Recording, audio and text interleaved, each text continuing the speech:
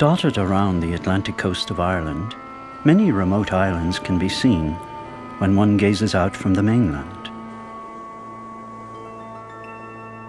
It was on islands such as these, and in other beautiful remote places on the mainland, that the Irish monks built their monasteries and hermitages. Celtic spirituality is the first European un-Romanized Christianity in human history. It is the only non-imperial Christianity in Europe. It developed without the socio-political baggage of the Greco-Roman world. It enculturated itself. It is hard to believe, wrote Kenneth Clark in his series Western Civilization, that for quite a long time Western Christianity survived by clinging to places like Skellig Michael. A pinnacle of rock 18 miles from the Irish coast, rising 700 feet out of the sea.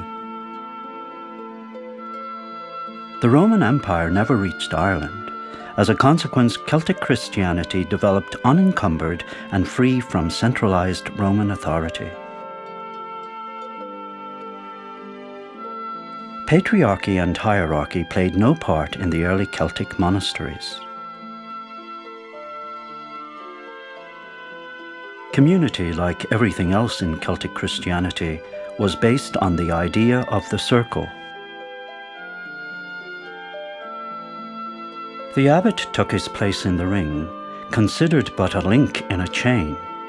He served the community with his own particular gifts, whether as farmer or scribe. Celtic spirituality was pluriform by nature and very tolerant of diversity.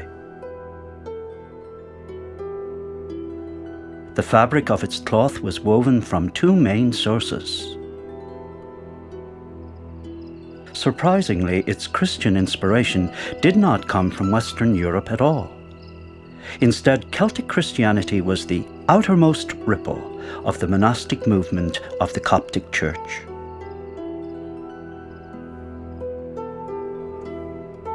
It was the Desert Fathers of Egypt and the Coptic Byzantine spirituality of the East which stamped its asceticism.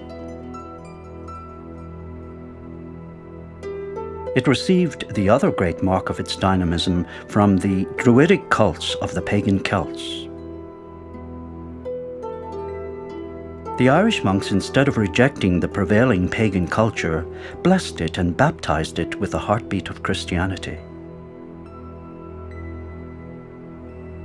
We know of these two foundational influences in Celtic spirituality, mainly from the art which the early Irish monks have bequeathed to Western civilization. If we look carefully at the panels carved into some of the high crosses, we will be surprised to find representations of Eastern saints from the Egyptian desert. Above the central carving of the crucified Christ on Murdoch's cross at Monster Boyce,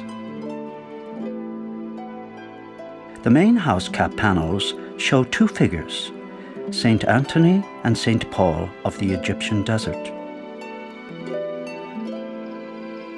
A raven who had only recently brought crusts of bread to feed Anthony in the desert